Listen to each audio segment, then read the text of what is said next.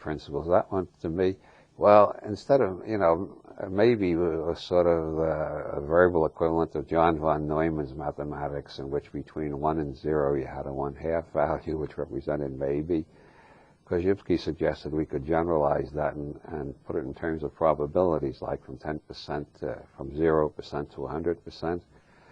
I would say the evidence that the election was rigged is about 90% proven to my satisfaction.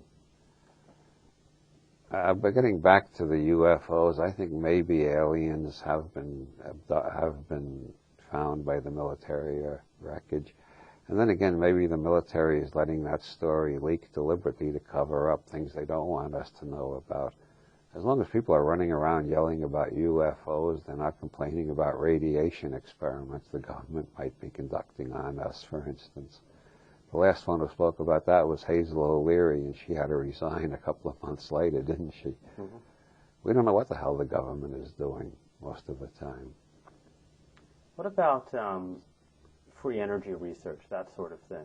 Follow-ups to Tesla or Wilhelm Reich, all that. I mean, it always seems interesting and exciting, and the people I know who ever worked on that stuff always seem to have their laboratories broken in on and destroyed just where they're on the verge of really proving something or taking it out to the public. Oh, it's not just that. Besides Reich and Tesla, look at solar power. Solar power, the people who are hiking our energy bills up every month keep telling us, well, solar power is about 40 years in the future. They've been saying that for about 40 years now. Actually, I only know people who have largely solar-powered houses. Carl Hess did in West Virginia. So does the district attorney of Santa Barbara. I met him once. There's a suburb of Dallas in which the whole damn suburb is 85% solar-powered. No, I think there's definitely conspiratorial or at least greed-oriented forces at work in our society to keep us from doing things the technologically best, ecologically cleanest, and economically most beneficial way, because they're making profits out of doing it the dirty old way, and they don't want to cut down on their profits. That's not part of what you called capitalistic magic earlier, is it? No, I was talking about Kabbalistic magic, not Kabbalistic. Oh, Great. I wasn't talking about. That explains a lot. Capitalist magic, you see, is when you take a piece of paper and you print something on it and you wave a magic wand over it and you say it's money, and then you make people pay you interest for giving it to them. That's the way the Federal Reserve operates.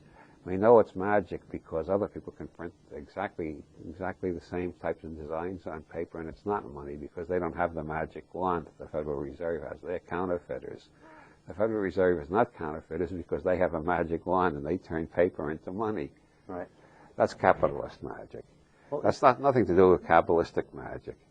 Is the same thing true of spiritual teachers, those who are believed in to be powerful enough to affect enlightenment and transformation in people? They say things, they wave their hands, they have people do exercises, and people experience themselves waking up or being enlightened. And if they were to do the same exercises by themselves, they might not, because they don't believe in themselves the way they do in the teacher. Yeah, I can see a certain value in the Oriental guru system, but by and large, I don't think it works very well for Occidentals because... That's the point Carl Jung made. Yeah, we just do not have enough. We don't have the tradition out of which we can trust somebody that totally to let them take that command over us. And the people who do have that kind of faith are generally idiots, and they end up in things like People's Temple or Scientology or the Branch Davidians. No, I have no enlightened master guiding me, and if I met one, I'd kill him, to quote a Zen proverb. So you don't think that there are sort of... I wouldn't eat him, though. I don't admire Hannibal Lecter that much. So you don't believe there are truly pure people on this planet of such spiritual power that were you to meet one of them, you would know that this was a truly holy, God-realized individual and be overwhelmed with feelings of awe? Yeah, but I get that from books and movies and music and all sorts of places. I have great reverence for Beethoven, for instance. So I don't think Beethoven is going to tell me what to eat for dinner tonight, or then it's kind of a cult of personality thing, with people find a teacher or a master, and they elevate them to the level of God. Well, I think a perfect master is an absolutely ideal functionary if you want to be a perfect slave. But my ambition is not to be a perfect slave, so I don't want a perfect master. And this gets back to your notion that in the West, the idea has always been to unleash all of our human potential. And we had it in the Renaissance, we had it in the Greeks, and perhaps we'll have it now as well. That seems to be the general direction of Western mysticism, too. Eastern, of course, everything is subject to qualification and modification, but largely Eastern mysticism stresses submission, like Islam means submission, as a matter of fact. Mm-hmm. Western mysticism tends to emphasize self-actualization. Western mysticism is more closely allied with the left wing, and Eastern mysticism with the right wing, more or less. These are overgeneralizations, but I'm just talking about general flavors rather than absolutes.